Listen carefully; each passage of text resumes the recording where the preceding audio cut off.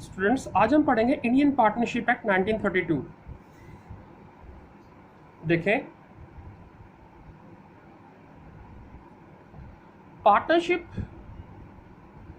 Partnership is a specific contract which was part of Indian contract act 1872।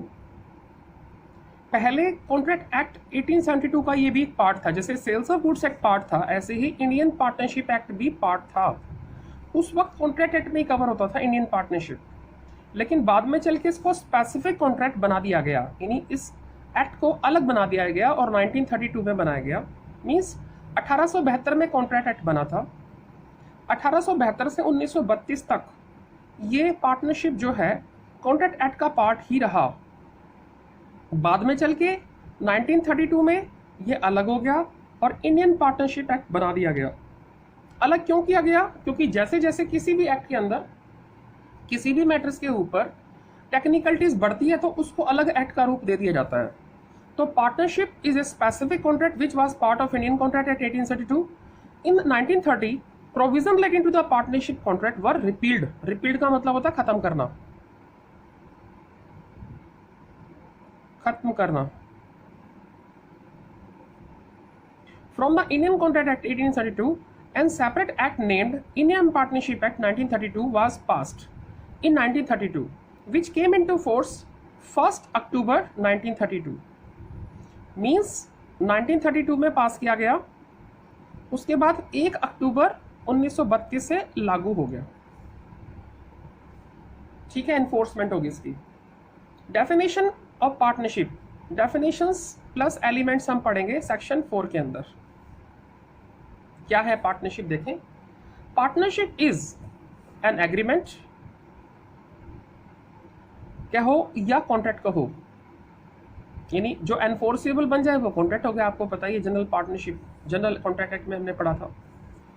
ये partnership voluntary भी हो सकती है और कॉन्ट्रैक्चुअल भी हो सकती है बिटवीन 2 और मोर पर्सन कॉम्पिटेंट पर्सन, यानी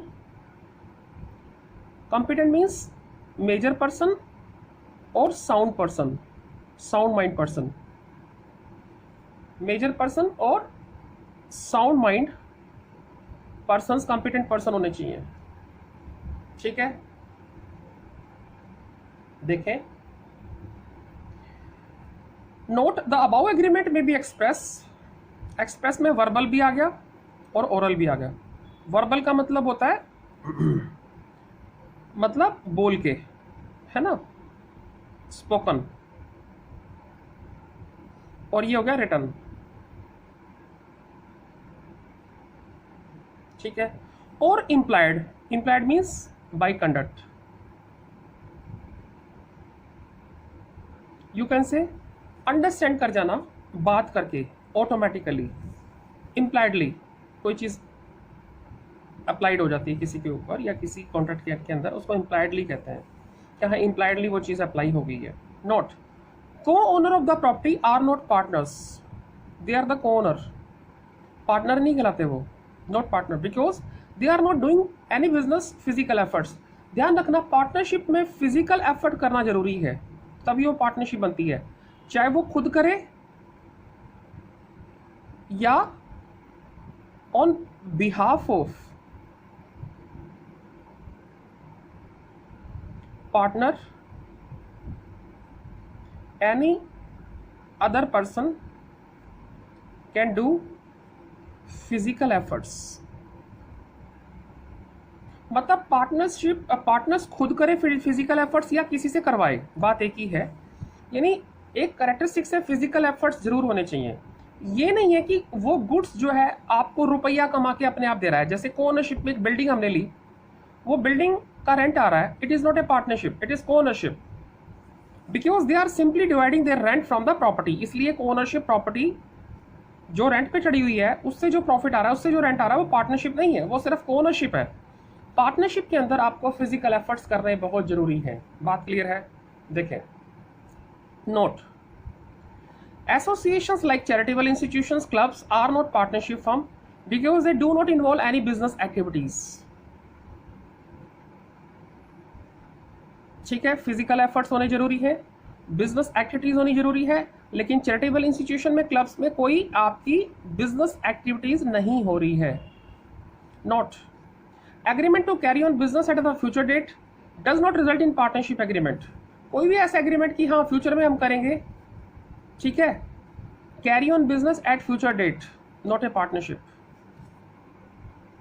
तो तीन चीजें हैं, फिजिकल एफर्ट होना जरूरी है, बिजनेस एक्टिविटीज होना जरूरी है, और एट प्रेजेंट काम होना जरूरी है, बिजनेस एक्टिविटीज होना जरूरी है। फ्यूचर के लिए आप करोगे, कब करोगे, वो पार्टनरशिप आज की डेट में तो है नहीं, फ्यूचर में जब काम होगा जब देखी जाएगी।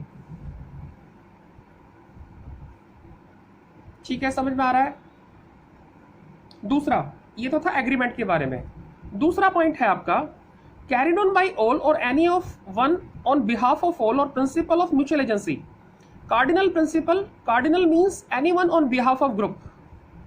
कार्डिनल का मतलब क्या होता है, any one on behalf of group या any one on behalf of other persons. You can say like that is a mutual agency. Partnership is a mutual agencies. एक पार्टनर अगर दूसरे को कहता है भाई ये काम कर दे तो उसको वो करेगा। ऐसे ही दूसरा पार्टनर अगर पहले वो कहता है कि ये काम करना है तो करेगा, यानी एक दूसरे के एजेंट है। तो कैरिड ऑन बाई ऑल या any one on behalf of all other partners. All का मतलब other partners. Any one means single partners out of all partners. ठीक है, तो मीन्स क्या हुआ कि partnership is carried on by all और any one on behalf of all other partners. It is called principle of mutual agency. It is also called cardinal principle. Cardinal means any one on behalf of group या any one on behalf of other partners.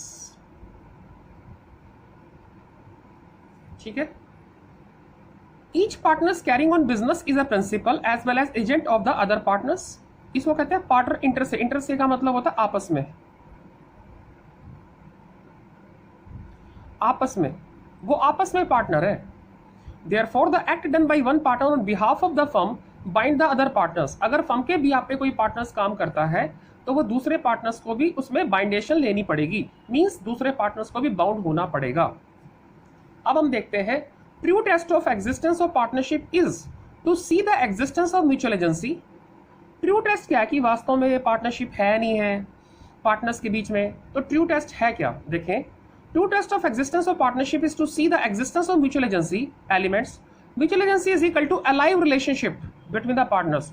Mutual agency का मतलब है जैसे ए partners कहता है B को कि ये काम कर दो, बी कहता है ए को ये काम कर दो, तो उसमें डेडलॉक नहीं होना चाहिए, आपस में एक दूसरे का कहा मानना होना चाहिए, उसको कहते हैं अलाइव रिलेशनशिप। अगर अलाइव रिलेशनशिप नहीं है तो म्यूचुअल एजेंसी नहीं है। अलाइव रिलेशनशिप है, एक दूसरे के अकॉर्डिंगली चलते हैं तो म्यूचुअल एजेंसी है। तो if the element of mutual agency is absent, absent means deadlock between the partners, आपस में बोलते चलते नहीं है। डेडलॉक का मतलब है आपस में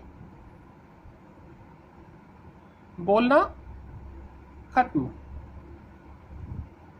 if only prima facie evidence, prima facie का मतलब होता है रिटन ऑन पेपर,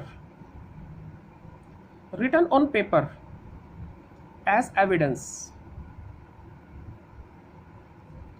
तो if only prima facie evidence that is profit sharing ratio written in the partnership deed exist but conclusive evidence यानी existence of mutual agency is absent. मतलब profit sharing ratio कागजों में लिखी है लेकिन आपस में बोलते चलते नहीं है, म्यूचुअल एजेंसी मिसिंग है, then there will be no partnership. आप कितने ही एग्रीमेंट बना लो, कितना ही कुछ कर लो, लेकिन अगर आपस में बोलचाल नहीं है तो पार्टनरशिप नहीं है। Therefore prima facie evidence can be rebutted. Rebutted का मतलब होता है खंडन करना, तोड़ना, खंडन करना, रिवोक करना, तोड़ना।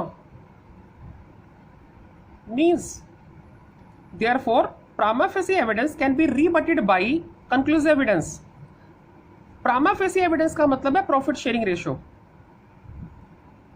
रेशियो रिटन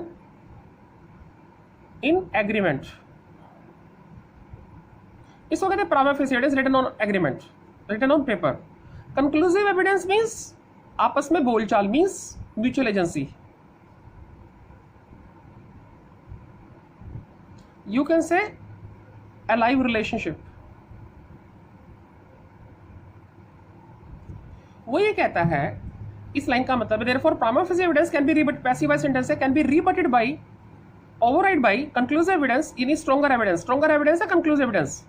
अगर प्रॉफिट शेयरिंग रेशो कागजों में लिखी है, एग्रीमेंट बना पड़ा है, लेकिन आपस में बोलते चलते नहीं है, तो म्यूचुअल एजेंसी जो फैक्ट्स है, अलाइव रिलेशनशिप है, वो अगर नहीं है मौजूद और पेपर वर्क मौजूद है, तो उसका कोई मीनिंग नहीं है।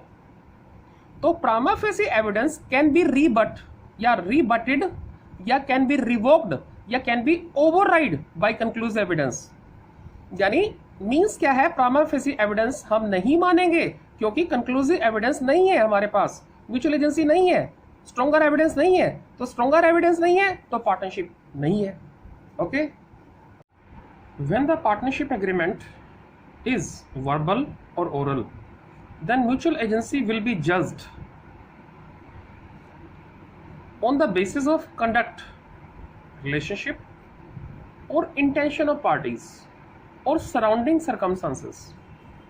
यानी जब जो पार्टनरशिप है आपस में बोलचाल करके ही बनी है, कोई रिटर्न में तो है नहीं, तो कैसे पता लगेगा कि पार्टनर्स के बीच में रियल में पार्टनरशिप है नहीं है। तो इस बात की जो जजमेंट है वो कंडक्ट द्वारा, इंटेंशन द्वारा या सराउंडिंग सर्कमस्टांसेस द्वारा पता लग सकती कि इन लोगों के बीच में पार्टनरशिप है या नहीं है। ठीक है, थर्ड पॉइंट है इसमें। तो हमने पहला प्रॉफिट शेयरिंग रेशो देखा, दूसरा हमने म्यूचुअल एजेंसी देखा, ठीक है, मतलब एग्रीमेंट देखा, पहला देखा एग्रीमेंट, दूसरा म्यूचुअल एजेंसी। अब तीसरा जो है शेयरिंग प्रॉफिट लॉस देखेंगे।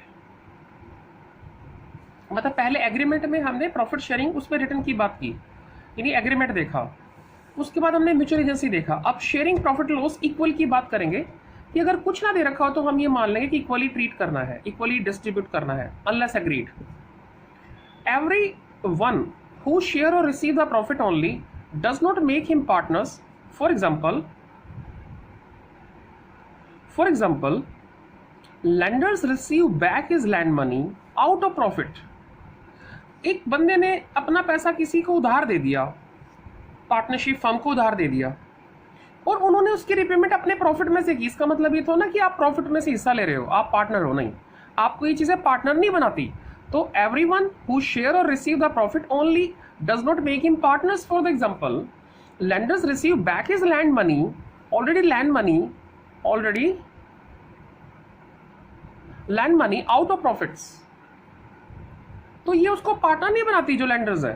दूसरा, manager agent receives his remuneration commission from profit.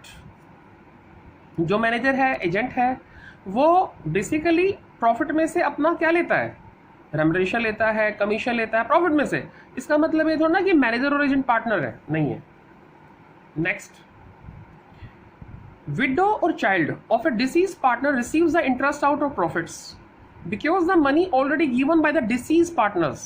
और जो deceased partners जब एक्सपायर हो गया तो उसका पैसा लोन में कन्वर्ट हो गया। जब लोन में कन्वर्ट हो गया तो उस प्रॉफिट में से इंटरेस्ट मिल रहा है उसको, किसको, विडो को या चाइल्ड को। इसका मतलब ये थोड़ा ना कि वो पार्टनर है। In his life time will not now treated as a loan to partnership form. तो इसका मतलब ये है कि वो विडो जो है, चाइल्ड है, जो पार्टनर नहीं, उसको बेसिकली कोई भी उसका शेयरिंग है, अगर वो उसका किस में कन्वर्ट हो गया है, उसकी कैपिटल या उसका शेयरिंग लोन में कन्वर्ट हो गया और उसकी विडो या चाइल्ड को इंटरेस्ट मिल रहा है और इंटरेस्ट आउट ऑफ प्रॉफिट मिल रहा है, तो इसका मतलब ये नहीं कि विडो और चाइल्ड पार्टनर हो गए। Fourth, A previous owner who sold his part business, मतलब कुछ पोर्शन बिजनेस का बेच दिया गुडविल के साथ, receive consideration from the profit. तो जो बंदा अपना हिस्सा ले रहा है, a previous owner who sold his part business और goodwill receive the consideration from the profit. इसका मतलब ये दोनों कि वो पार्टनर अभी भी नहीं, वो तो पार्टनरशिप छोड़ के जा रहा है, अपनी गुडविल लेके जा रहा है, यानी पार्टनरशिप से डिटैच हो रहा है। क्लियर है बात? अब हम कुछ डेफिनेशन है छोटी छोटी, 2-3 उसको पढ़ेंगे। पार्टनर्स का मतलब है who individually entered into the partnership with one another. Partnership form, indivisible form, form is not named,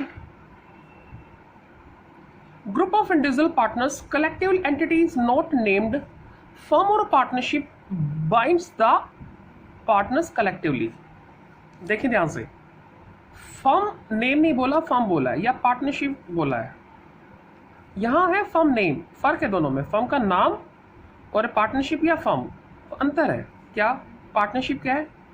it is it is it is invisible form, दिखाई नहीं देती है form. Form is not named, जब तक उसका नाम नहीं है तो वो इनविजिबल फॉर्म है। आप कह सकते हो वो एक ग्रुप है लेकिन नाम नहीं है उसका, तो ग्रुप ऑफ इंडिविजुअल पार्टनर है वो, या एक कलेक्टिव एंटिटी जिसमें बहुत सारे बंदे हैं, पर्सन, या फर्म या पार्टनरशिप। तो फर्म या partnership bind the partners collectively, आपस में, ठीक है। अब फर्म नेम की बात करते हैं। फर्म नेम क्या है? Visible form, firm is named, यानी एक फर्म विजिबल हो गई, किसी नाम से जानी जाने लगी। जब तक आपका खुद का नाम नहीं होता तो इनविजिबल हो, जब नाम पड़ जाता तो विजिबल हो जाते हो। Under which business is carried on, firm name binds the partner individually. बात क्लियर है? अब ये कुछ डेफिनेशंस है पार्टनरशिप, फर्म और कंपनी के बीच का डिफरेंस। ये आपको मैं नोट्स हैंड ओवर करूँगा डेफिनेटली, उसमें से आपने रीड करना है, ठीक है, क्योंकि सारी वही चीज़ें रिपीटेड हैं इसमें भी जो हमने ऊपर डेफिनेशन में पढ़ी, तो इनको आपने पढ़ना है। ये देखो मैं कैमराज में दिखा देता हूँ, ये है, आप इसको स्टिल करके भी पढ़ सकते हैं, अगर आपके पास नोट्स नहीं है तो स्टिल करके भी पढ़ सकते हैं। ये देखो, ठीक है। अब नेक्स्ट डिफरेंस भी मैं आपको कैमराज में शो कर देता हूँ, बाकी नोट्स में मिलेंगे आपको, फिजिकल नोट्स जो मैं हैंड ओवर करूँगा, हार्ड कॉपी जो हैंड ओवर करूँगा।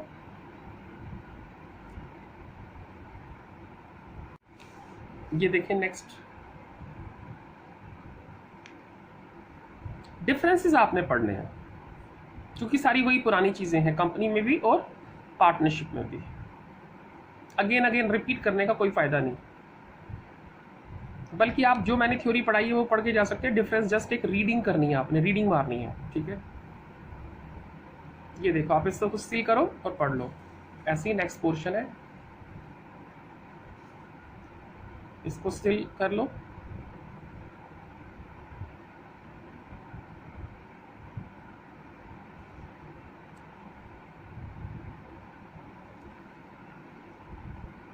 ठीक है,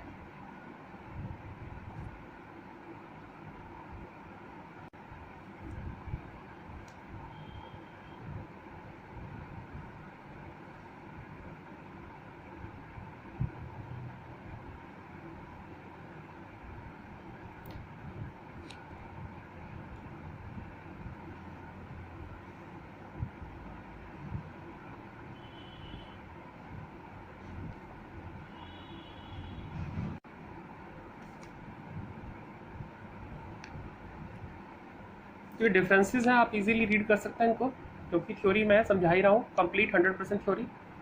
डिफरेंस में वही सारी चीज़ें रिपीट होती हैं जो मैंने थ्योरी में समझाई है।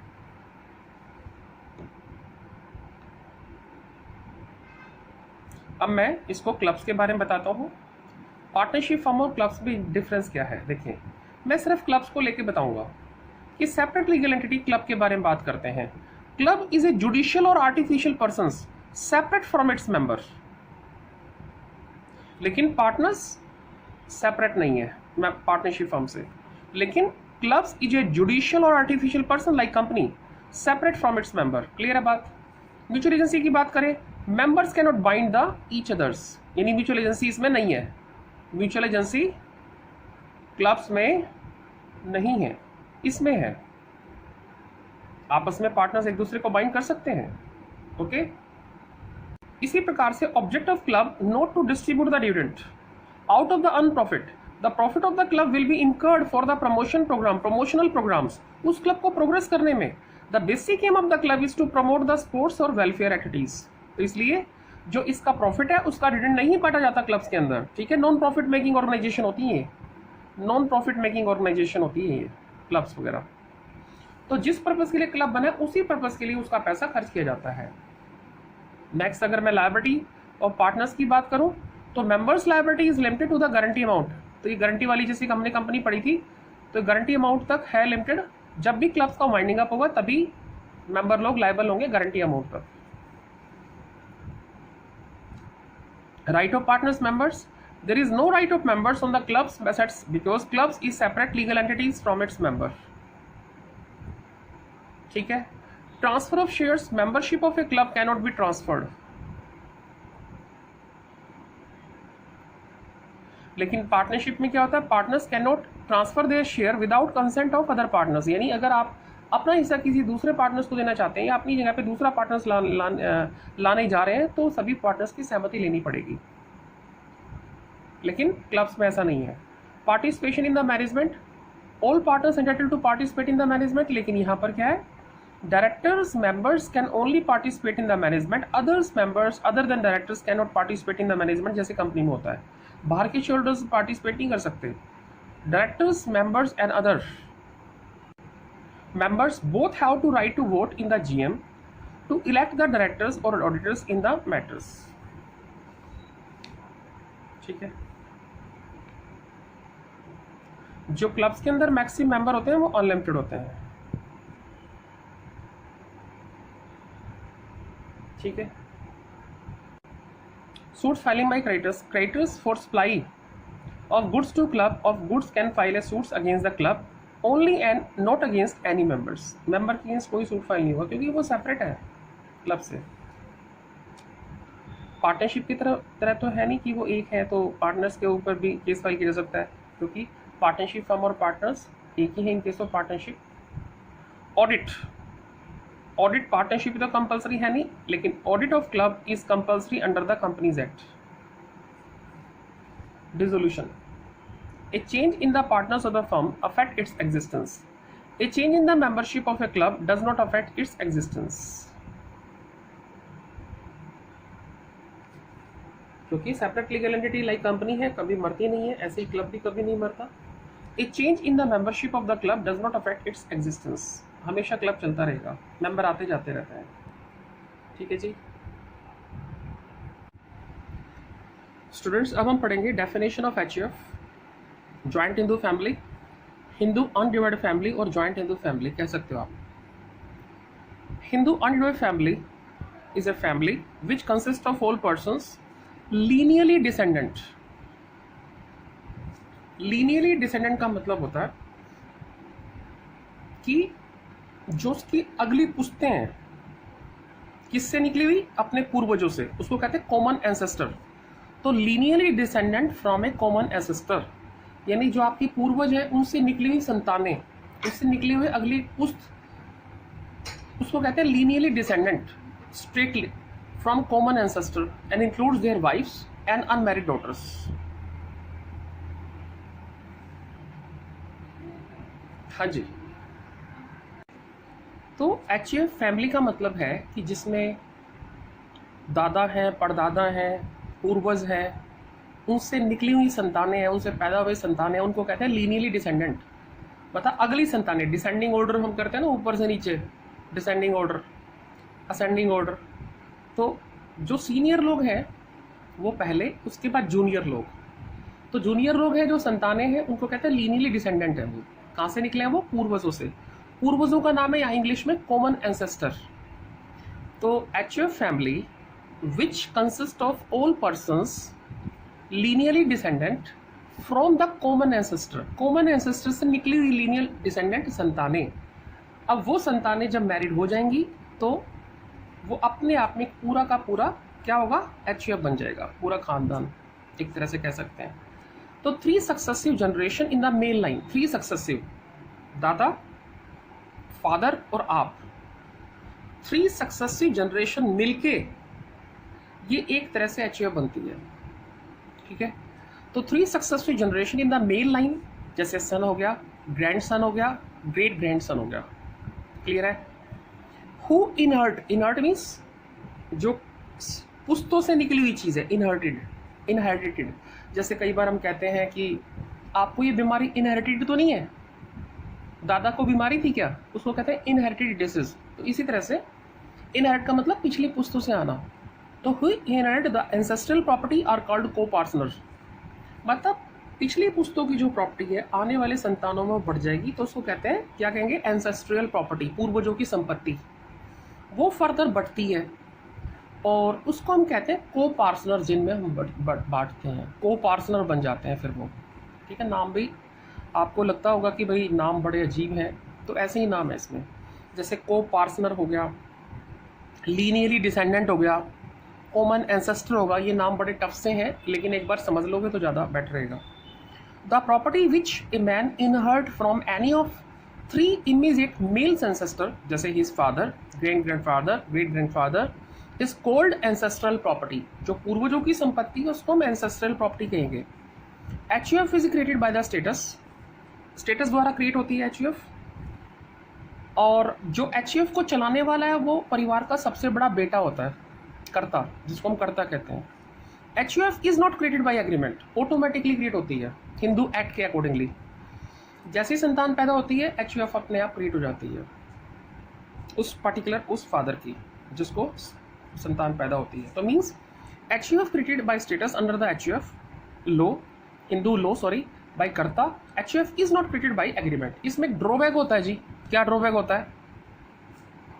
कि जो कर्ता है, जो सबसे बड़ा बेटा है, और एक बीच वाला एक सबसे छोटा है। तो हिंदू एक्ट में एक प्रॉब्लम है कि उस पूरी फैमिली की संपत्ति को बड़ा बेटा देखेगा।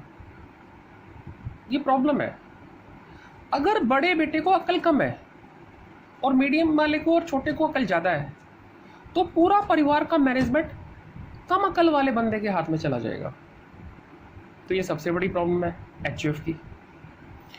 समझ में आया कुछ? हाँ जी, इसे मेरे हिंदू लॉ हैव 2 सब लॉज, स्कूल ऑफ थॉट, बहुत इंपॉर्टेंट है, ध्यान से सुनना। हिंदू लॉ हैव 2 सब थॉट, 2 सब स्कूल या 2 सब लॉज या स्कूल ऑफ थॉट। एक मिताक्षरा स्कूल है, एक दयाबाग स्कूल है। इसमें देखो, मिताक्षरा लॉ या मिताक्षरा स्कूल या दयाबाग लॉ या दयाबाग स्कूल, कुछ भी कह सकते हो आप।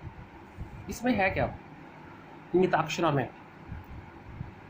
मिताक्षरा में ये है, अपने इधर नॉर्थ इंडिया में लगता है अप्लाई होता है। जैसे हमारे घरों में कोई बच्चा संतान मतलब जन्म लेता है, तो हम कहते हैं उसका वारिस मिल गया जैसे ही जन्म लेता है, यानी बाय बर्थ उसका इंटरेस्ट और राइट क्रिएट हो जाता है प्रॉपर्टी पे। इसको कहते हैं मिताक्षरा लॉ के अंदर राइट क्रिएट होना। दया भाग के अंदर क्या होता है? दया भाग कि जब फादर मर जाता है, एक्सपायर हो जाता है, तब उसके बेटे को मिलता है, जो कि वेस्ट बंगाल में ये एक्ट है, दया भाग स्कूल थॉट। लेकिन दया भाग में एक प्रॉब्लम है। क्या प्रॉब्लम है? कि वहां पर अपने फादर को किल तक कर देते हैं प्रॉपर्टी हथियाने के लिए। देख लो, स्कूल ऑफ थॉट ऐसा ही है। दयाबाग स्कूल में जो बच्चे को संपत्ति है वो कम मिलती है, जब फादर एक्सपायर हो जाता है लोग पीछे पड़ जाते हैं, उसको मार के प्रॉपर्टी हथिया लेते हैं। तो वो सबसे बुरा स्कूल है, बुरा थॉट है वो। अपने नॉर्थ इंडिया का थॉट बहुत अच्छा है कि भी जैसे ही संतान पैदा हुई, कम से कम उसको तसल्ली हो जाती कि मेरा इसमें राइट हो गया, तो फादर को बड़े अच्छे से रखता है वो। लेकिन हर चीज़ हर जगह पे भी होती है, इसमें भी कुछ गुण और दोष हैं मिताक्षरा स्कूल में। तो मिताक्षरा लॉ के अंदर each son of the Hindu, each son of the Hindu acquire, each son, जितने भी बेटे पैदा होंगे हर एक का राइट होगा। Each son of Hindu acquire interest rights in the family business. Family business का मतलब है जो भी फैमिली की प्रॉपर्टी है, जो कर्ता मैनेज कर रहा है, सीनियर बंदा। ऑफ एंसेस्ट्रियल प्रॉपर्टी, जो जमीन जायदाद बाप दादाओं से मिली है, at the time of birth bye status automatically. तो उसमें ऑटोमेटिकली उसका राइट जनरेट हो जाता है। आप कुछ समझे मैं क्या कहना चाह रहा हूँ? नोट, द राइट और interest in is not acquired और transferred by agreement but by status. Here status means right are created by birth in the family automatically. This law is applicable to whole of India except West Bengal and Assam. यानी वेस्ट बंगाल और असम में दयाभाग school लगता है या दयाभाग thought या law लगता है। A person acquire the interest और right after the death of karta, this law is applicable in the West Bengal and Assam. तो ये मैंने कुछ HUF के बारे में बताया, ठीक है। और इससे अगला डिफरेंस है पार्टनरशिप और HUF में डिफरेंस क्या है, तो इसको आप कोशिश करेंगे पढ़ने की, क्योंकि HUF के डिफरेंस में वही बातें जो मैंने बताई। अब हम पार्टनरशिप और कोओनरशिप के बीच में डिफरेंस एस्टेब्लिश करते हैं, लेकिन उसका मीनिंग समझना पड़ेगा कि कोओनरशिप में है क्या। मैंने अभी भी बताया था स्टार्टिंग में कि कोओनरशिप के अंदर क्या होता है कि जैसे एक प्रॉपर्टी दो बंदों ने खरीदी, दो पर्सन्स ने खरीदी, उन पर्सन से उस प्रॉपर्टी को किराए पे चढ़ा दिया, उससे रेंट आ रहा है। तो दो बंदों के बीच में जो रेंटेड की शेयरिंग है, this is not a partnership. मैंने बताया था कि पार्टनरशिप के अंदर फिजिकल एफर्ट्स होने जरूरी है, तभी वो पार्टनरशिप कहलाई जाएगी। बट इसमें देखें ओनरशिप के कुछ एलिमेंट्स हैं डिफरेंस के अंदर, वो मैं पढ़ देता हूँ। देखें, ओनरशिप में अराइज बाई एग्रीमेंट और operation of law, that is inheritance. Need not necessary to sharing the profits, जरूरी नहीं कि प्रॉफिट शेयरिंग हो ही जाए। फिर म्यूचुअल एजेंसी है नहीं है। देखें, co-owner is not a agent of others, हर एक कोई मालिक है अपने अपने हिस्से के लिए। Co-owner can transfer his interest और right in property without the other co-owners agent, अपने हिस्से की प्रॉपर्टी को बेच के किसी को भी जा सकता है वो बिना कंसेंट लिए, लेकिन इस तरह से पार्टनरशिप में नहीं होता, तो उसको कंसेंट लेनी ही पड़ेगी। कोई भी अगर जैसे पार्टनर छोड़ के जा रहा है और अपनी जगह पे कोई दूसरा प्लेस करवाना चाह रहा है पार्टनरशिप के अंदर, तो रिमेनिंग पार्टनर्स की उसको सहमति लेनी पड़ेगी कि हाँ मेरी जगह पे ये बंदा आ रहा है, तो अपना हिस्सा बेचने से पहले सहमति जरूरी है, लेकिन को-ओनरशिप में ऐसा नहीं है। Next, maximum number of co-owners unlimited. A co-owner has the right to claim the partition of property, partnership property, but देखो, co-owner has the right to claim the partition of partnership property, है ना। मतलब partnership का मतलब है को-ओनरशिप property, बस यहीं तक है।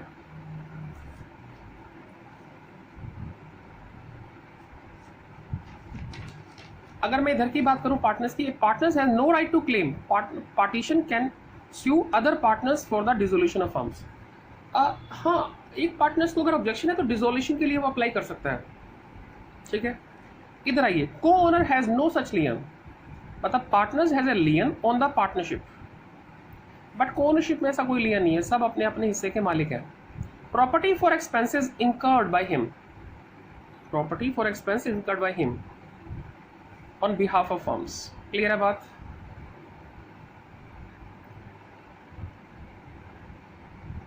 ये पूरा एक एक सेंटेंस देखें।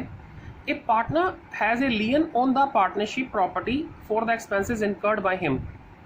तो अगर किसी पार्टनर ने कोई खर्चा किया है तो वो एक्सपेंसेस को रिम्बर्स कराने के लिए पार्टनरशिप की प्रॉपर्टी पे कब्जा कर सकता है, लियन कर सकता है, लेकिन इस तरह से को-ओनरशिप में ऐसा कोई सच लियन नहीं है। क्लियर है कि भाई जैसे इसमें प्रॉब्लम ये है कि इसमें दोनों का हिस्सा की ओनरशिप जो है, जैसे को-ओनर है उन दोनों के हिस्से की को-ओनरशिप अपनी अपनी है, तो इसलिए लियन का तो कोई क्वेश्चन ही पैदा नहीं होता।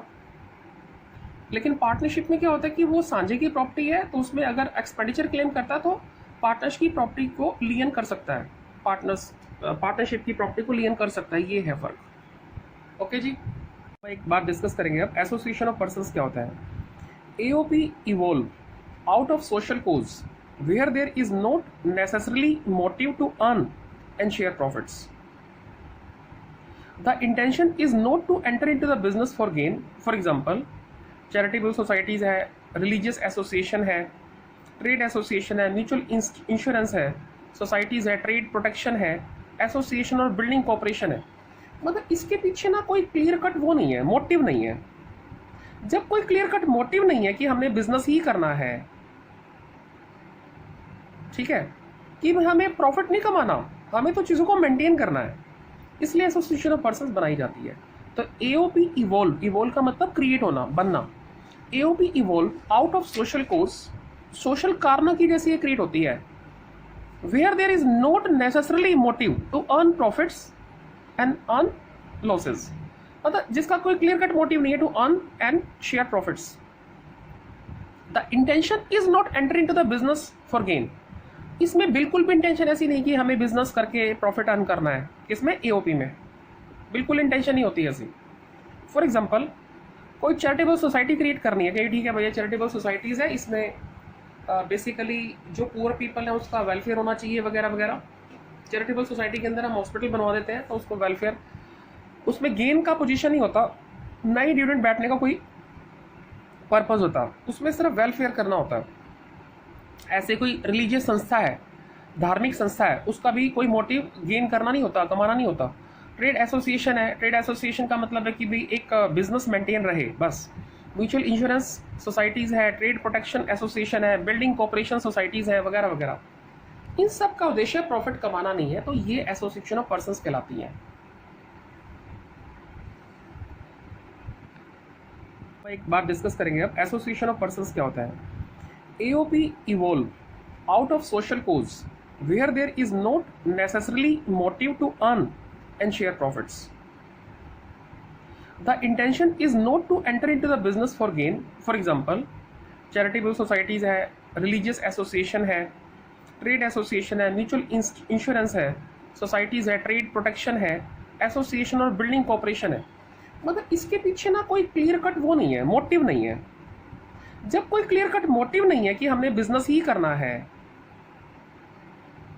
ठीक है, कि हमें प्रॉफिट नहीं कमाना, हमें तो चीज़ों को मेंटेन करना है, इसलिए एसोसिएशन ऑफ पर्संस बनाई जाती है। तो एओपी इवॉल्व, इवॉल्व का मतलब क्रिएट होना, बनना। AOP evolve out of social cause, social कारणों की जैसे ये क्रिएट होती है। Where there is not necessarily motive to earn profits and earn losses, मतलब जिसका कोई क्लियर कट मोटिव नहीं है to earn and share profits.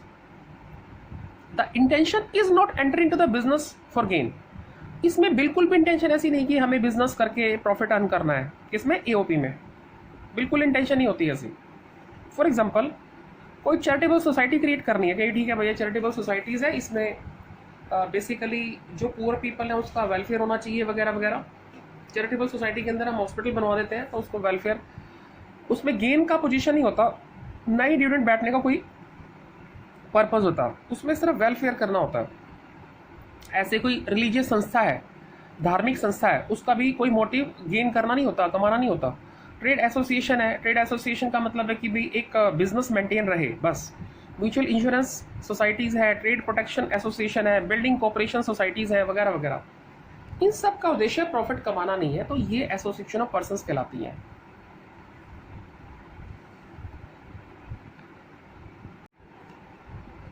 हाँ जी, देखें एसोसिएशन ऑफ पर्संस की बात करते हैं। Association of persons evolve out of the social cause where there is not necessarily motive to earn and share profits. Association of persons क्या है? देखें, कुछ सोशल कारणों की वजह से इवॉल्व होती हैं, क्रिएट होती हैं एओपी, जिसके पीछे प्रॉफिट कमाना उद्देश्य नहीं है, प्रॉफिट को शेयर करना उद्देश्य नहीं है, और इंटेंशन हमारी गेन को प्राप्त करना नहीं है, तो वो एसोसिएशन ऑफ पर्सन है। एसोसिएशन ऑफ पर्संस के अंदर जो मेंबर बनते हैं वो नेचुरल मेंबर भी बन सकते हैं और आर्टिफिशियल मेंबर भी, यानी कंपनी भी बन सकती है, वो एसोसिएशन ऑफ पर्संस कहलाती है। फॉर एग्जांपल चैरिटेबल सोसाइटीज है, रिलीजियस एसोसिएशन है, ट्रेड एसोसिएशन है। अब ट्रेड एसोसिएशन है, उनका कोई मोटिव गेन कमाना थोड़ा ना है। ट्रेड एसोसिएशन का मतलब है कि अगर ट्रेडर के अगेंस्ट कोई भी गलत काम होने लगे तो ट्रेड एसोसिएशन के मेंबर्स उस चीज़ के अगेंस्ट आवाज़ उठाएंगे, ये ट्रेड एसोसिएशन का उद्देश्य है। कोई रिलीजियस एसोसिएशन है, कोई धार्मिक संस्था है, वो धर्म को ऊपर उठाना चाह रही है, तो उसमें कोई गेन प्राप्त करना नहीं है, वो सिर्फ रिलीजियस एसोसिएशन है जो धर्म को अपलिफ्ट करेगी कि हाँ भाई धर्म का प्रचार करेगी। कोई चैरिटेबल सोसाइटीज़ है, उस सोसाइटी का मतलब गेन करना नहीं है, उसमें वेलफेयर का काम करना है। कोई म्यूचुअल इंश्योरेंस सोसाइटीज़ हैं, ठीक है भाई आपस में एक दूसरे की सेफ्टी करेंगे। ट्रेड प्रोटेक्शन एसोसिएशन है, बिल्डिंग कॉर्पोरेशन एसोसिएशन है, इन सब का उद्देश्य प्रॉफिट कमाना नहीं है, सिर्फ अपलिफ्टमेंट है, सोशल कारणों की वजह से चीज़ों को मेंटेन करना इसका उद्देश्य होता है, और उसको हम एसोसिएशन पर्सन कहते हैं। तो पार्टनरशिप, दो तरह की पार्टनरशिप है, partnership at will and partnership particular. तो पार्टनरशिप एट विल और पार्टिकुलर पार्टनरशिप का मतलब क्या है, सुनो ध्यान से। Where no provision is made by contract between the partners for the duration of their partnership, such partnership can be dissolved by any partner giving notice in writing to all other partners of his intention to dissolve the partnership. इसमें दो चीजें हैं, एक तो duration की बात कही है, और दूसरा अगर आपको डिसॉल्व करानी है तो नोटिस देना पड़ेगा। तो पहला तो है इसमें कि जो आपकी विल वाली पार्टनरशिप है उसमें ड्यूरेशन का कोई रोल नहीं है, ड्यूरेशन फिक्स है ही नहीं।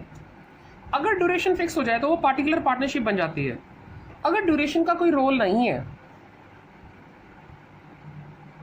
और कॉन्ट्रैक्ट में इस तरह का कोई प्रोविजन नहीं है ड्यूरेशन के बारे में, तो वो पार्टनरशिप एट विल है। साथ में क्या है कि अगर कोई अपनी इच्छा से, एक तो ड्यूरेशन फिक्स नहीं हुई, दूसरा कोई भी पार्टनर्स अपनी इच्छा से या सभी पार्टनर्स अपनी इच्छा से पार्टनरशिप को डिसॉल्व करना चाहते हैं, खत्म करना चाहते हैं, तो partnership firm will issue to all partners the notices for dissolution, for making the dissolution. दूसरा है पार्टिकुलर पार्टनरशिप। पार्टिकुलर पार्टनरशिप में क्या है? Partnership for a particular venture और undertaking such a construction of road, laying a railway line etcetera are particular partnership. It will come to an end on the completion of task for which it was made. जैसे for example हम दो partner हैं, इकट्ठे होते हैं, भाई चलो भाई रेलवे लाइन बिछाते हैं, हमारा बिजनेस है ये, ठीक है, हमने पार्टिकुलर पार्टनरशिप की कि रेलवे लाइन बिछाएंगे, उसके बाद हमारी पार्टनरशिप खत्म। तो जो पार्टिकुलर पार्टनरशिप होती है, it is like a joint venture.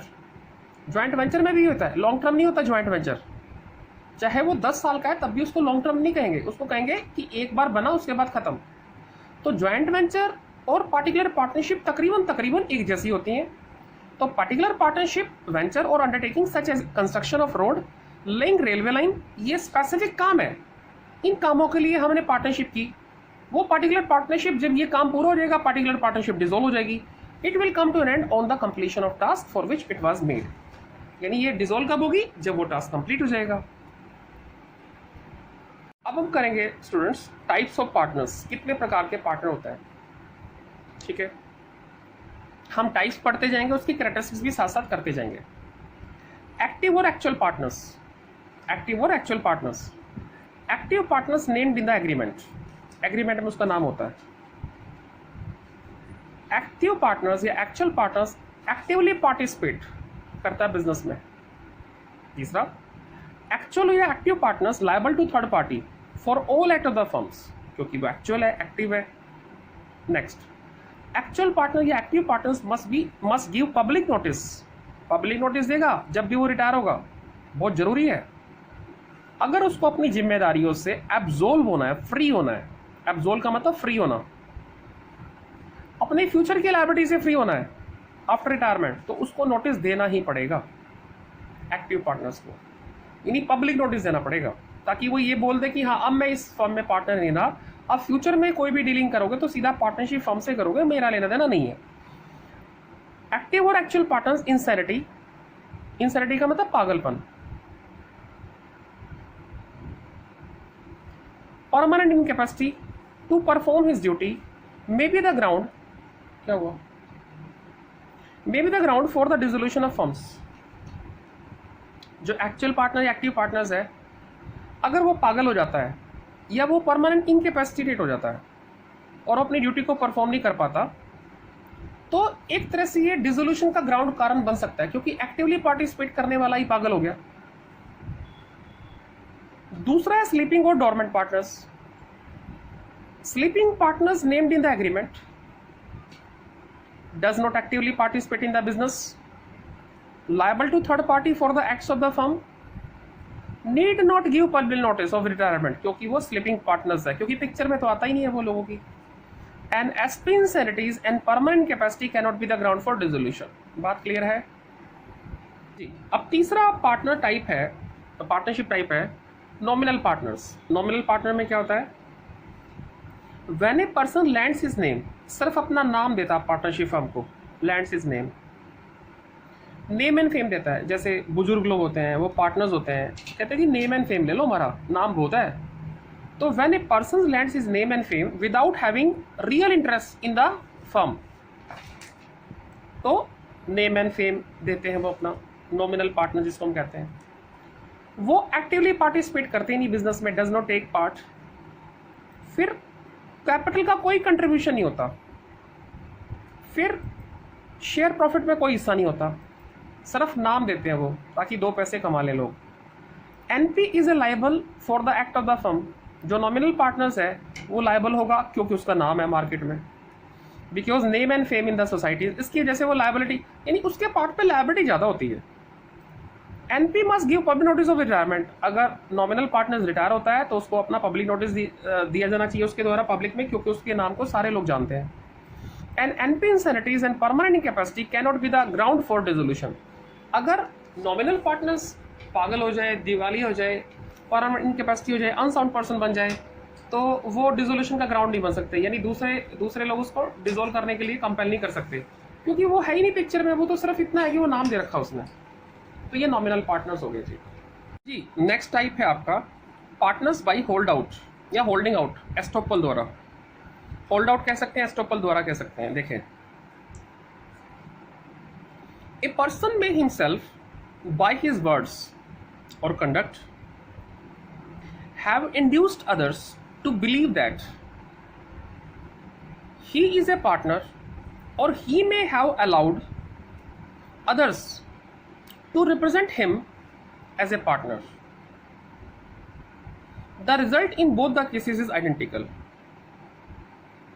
Means या तो वो खुद कहे कि मैं फला फला फर्म से आया हूं, मैं वहां का पार्टनर हूं, या मेरे को कोई रिप्रेजेंट करे, मेरा बॉस, कि हाँ भाई ये मेरी यहां से आ रहा है, आप इससे डील फाइनल कर लें। मीन्स मिस्टर ए है कोई, मिस्टर ए बी को किसी के पास भेजता है डील फाइनल करने के लिए, किसी परचेज सेल को डील फाइनल करने के लिए। ए भेजता है बी को, और वो जो कस्टमर है उसको फ़ोन करके कहता है मेरा बंदा आप आ रहा है, आप उससे डील फाइनल कर लो, मिस्टर बी है वो। एक तो ये सिचुएशन है। एक ये सिचुएशन है कि बी खुद जाता है क्लाइंट के पास परचेज और सेल के रिगार्ड में और कहता है मैं मिस्टर ए के यहाँ से आया हूँ। तो दोनों बातों में कंक्लूजन एक ही निकलेगा। A person by himself, by his words or conduct, have induced others to believe that he is a partner, or he may have allowed others to represent him as a partners. दोनों चीजें हो गई। The result in both the cases is identical.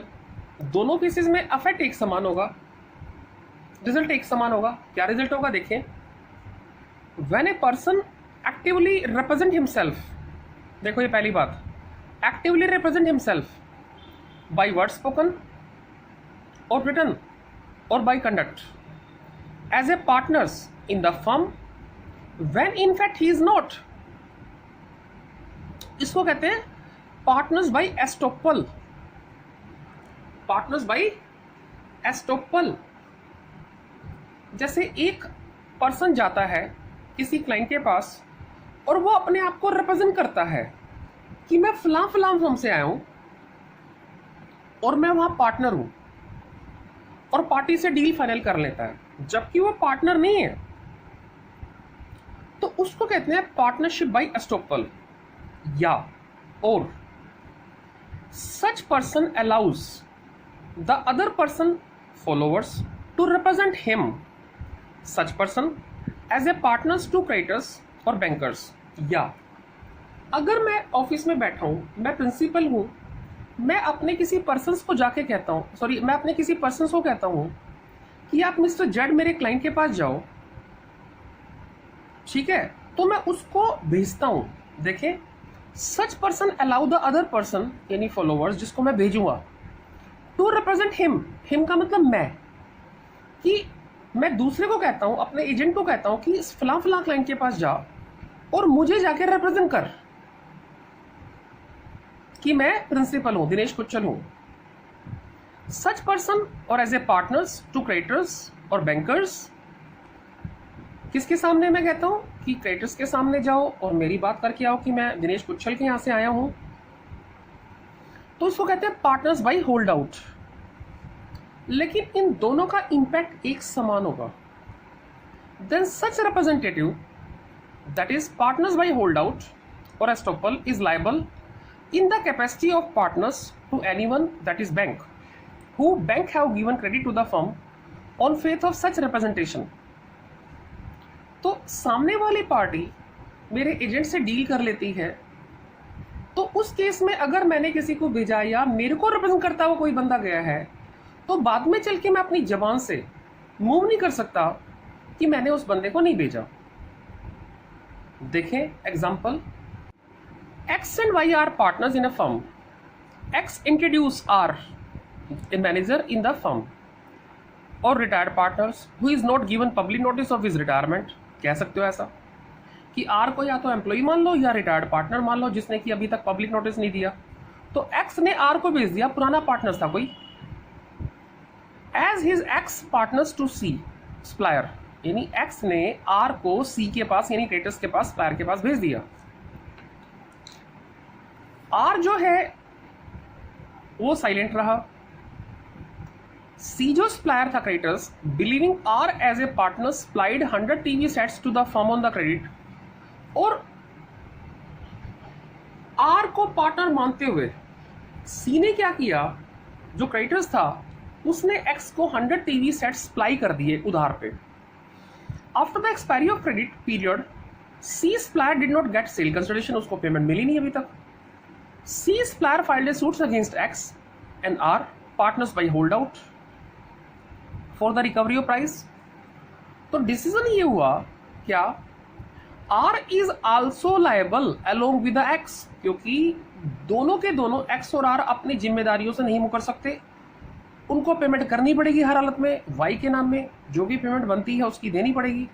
तो R is also liable along with X because R becomes the partners by hold out.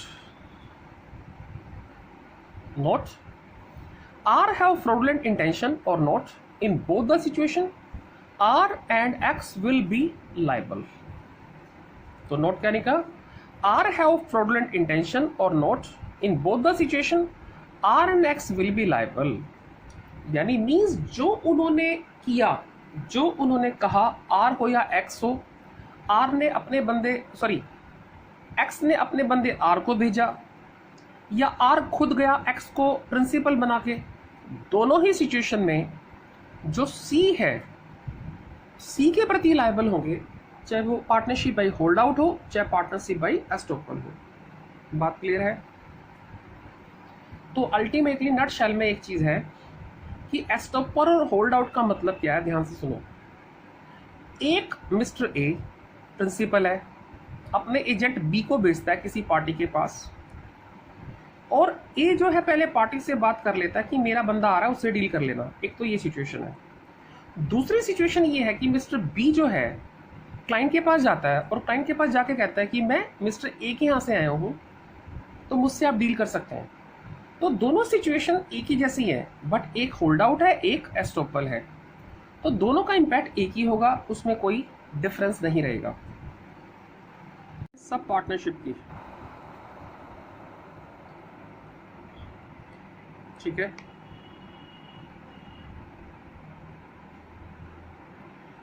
सब partnership जो है, जो sub partner होता है वो एक थर्ड पर्सन है। Sub partner is a third person with whom a main partner agree to share his profits from the firm. तो जो मेन पार्टनर होता है वो सबकी सहमति के साथ अपने अंडर में कोई सब पार्टनर्स रख लेता है अपने अंडर में, उसका मेन पार्टनर के साथ कोई ताल्लुक नहीं होता। Sub partner has no right against the main partnership firm nor he is liable for the acts of the firm. तीसरा, sub partner can file a suits only against the main partner with whom he entered into the sub partnership। There is no question of public notice at all since he is a third person and not a partner। Sub partners insanity or permanent incapacity cannot be ground for dissolution of firms since he is a third person and not a main partner। Clear है? Sub partners in the profit only without being liable for the losses, he is liable to third party for all the act of the profit only।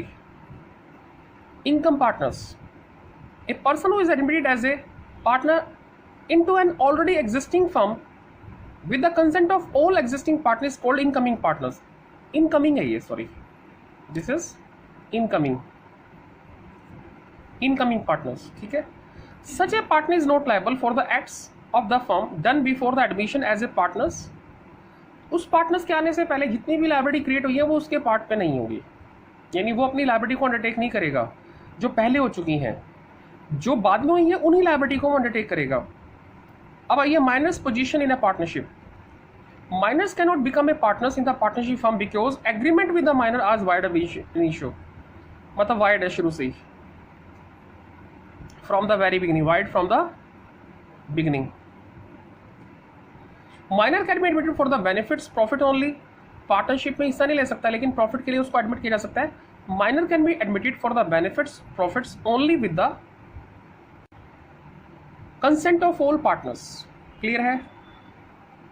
अब हम miners के rights के बारे में बात करते हैं। जब वो मेजर हो गया था उससे पहले की सिचुएशन क्या है, मतलब मेजर होने से पहले जब वो माइनर था उससे पहले की सिचुएशन क्या है। राइट ऑफ माइनर्स क्या क्या राइट है देखें। Right to share the profits in the profits और property of the firm as per agreed terms. दूसरा, minor can file a suit against the partner for claiming his shares of the profit and losses from the firm.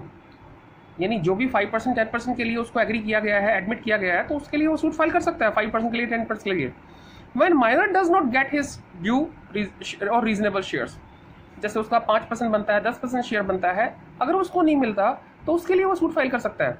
तीसरा, right to access inspect copy of any account from accounts books only of the firm. Clear है बात। उसके बाद है right of minor after attaining the majority. जब एक minor major बन जाता है तो उसके बाद क्या राइट्स हैं देखें। Number 1, minor's right, it is a minor right that after attaining the majority that minor may by giving public notice elect to become a partner or not to elect a partner within 6 months after attaining the majority। यानी जब एक minor major बन जाता है तो major होने के 6 महीने के अंदर अंदर उसको चुनना पड़ता है कि उसको पार्टनरशिप में रहना है या नहीं रहना, पार्टनर बनना है या नहीं बनना। अगर वो कुछ भी इंफॉर्मेशन नहीं देता तो वो ऑटोमेटिकली पार्टनर्स बिल्टअप मतलब बन जाता है। तो minors may by giving public notice elect to become a partners, notice देना पड़ेगा, और not to become a partners within 6 months from attaining the majority. बात क्लियर है। Next, if minor elect to become a partners, अगर वो कहता ठीक है मुझे बनना है, then his share in the property और profits of the firm remains the same as he was entitled as a minor, public notice is required. यानी जिस वक्त जिस शेयर के लिए वो एज ए माइनर जब वो एडमिट हुआ था प्रॉफिट्स के अंदर, अभी फिलहाल उसके वही शेयर रहेंगे। जब वो चुन लेता है कि हाँ मुझे पार्टनर बनना है, अभी फिलहाल, बाद में बेशक से चेंज हो जाए, लेकिन फिलहाल इमीडिएटली उसी शेयरिंग, उसी बेनिफिट्स के लिए, उसी हिस्से के लिए, जिस हिस्से के लिए, जिस प्रॉफिट के हिस्से के लिए वो आया था, अभी वही रेशो उसकी रहेगी। If minor elect not to become a partners, तो बात ही खत्म हो गई। वो कहता है जी मुझे पार्टनर बनना ही नहीं है, तो then his share in the profit and property is not liable for any acts done by the firm after the date on which he decide not to become a partners. Public notice is required। यानी public notice तो दोनों में required है, चाहे वो elect हो या ना हो, मतलब इलेक्ट करे या ना करे, चाहे उसकी इच्छा है या नहीं है बनने की partners. If minor fails to give the public notice in the above both the cases, the minor becomes a partner automatically, जैसे मैंने अभी बताया था, after the expiry of 6 months। अगर 6 महीने तक कोई जवाब नहीं देता तो वो ऑटोमेटिकली पार्टनर्स उसमें बन जाता है। Liability of minor before attaining the majority. अब लायबिलिटी की बात करते हैं, पहले राइट्स की बात की थी। Only minor shares in the profit और प्रॉपर्टी इज लायबल, जितना भी हिस्सा उसका डिसाइड हुआ है प्रॉफिट में, but minor is not personally liable toward the third party. Minor can not be declared insolvent on the declaration of firms insolvency. His minor shares vest the official receiver और assignee. मतलब miners को आप insolvent declare नहीं कर सकते। जब firm की insolvency होती है तो माइनर इंसॉल्वेंट कभी नहीं होता। एंड अबाउ नोट, एक तरह से कह सकते हैं कि नोट में यही वाला है, if minor fails to give the public notice in the above both the cases, the minor becomes the partners automatically after the expiry of 6 months। ठीक है। उसके बाद है आपका liability of minor after attaining the majority. Minor becomes personally liable to the third party for all the acts of the firm since he was admitted to the benefits of partnership. Note, for claiming his rights, such minor shall have give notice to the registrar of firms, ROC नहीं है, registrar of firms है, ROF. For claiming his rights, such minor shall give the notice to the registrar of firms that he has or has not become a partners. Clear है बात। तो यहाँ तक minor की बातें थी। अब आता है पार्टनरशिप प्रॉपर्टी, इसकी बातें करेंगे। पार्टनरशिप प्रॉपर्टी क्या है। Partnership property includes partnership assets हो गया, स्टॉक इन ट्रेड हो गया, इंटरेस्ट हो गया, राइट्स इन द कॉन्ट्रैक्ट हो गया, गुडविल हो गया, etcetera, unless there is a contrary terms. जब तक कि इसके विपरीत कोई ना हो चीज़, तो पार्टनरशिप प्रॉपर्टी में क्या क्या इंक्लूड होगा, ये होगा। जब तक कि इसके विपरीत कुछ ना लिख दिया जाए कि हाँ ये और ऐड करो या एक्सक्लूड करो। Property of firms, property of partners can be converted into the partnership firms property in the good faith. यानी कोई भी पार्टनर्स की प्रॉपर्टी है वो फर्म खरीद सकती है, यानी partners property can be converted into the firms property. Clear है स्टूडेंट? एग्जांपल देखें पार्टनरशिप प्रॉपर्टी के बारे में। X, Y and Z are partners. X bought 3 plots of land, one in the firm's name, one is in his own name, one in the name of fictitious person, फर्जी person. दोबारा सुने, x और Y Z 3 partners थे या हैं। X ने 3 plot खरीदे, एक फर्म के नाम का, एक खुद के नाम में और एक फिक्चर्स पर्सन के नाम में, फर्जी पर्सन के नाम में, with the money belonging to the firm. और तीनों प्लॉटों का पैसा गया कहाँ से गया? फर्म की चेकबुक से चेक काट के दे दिया गया।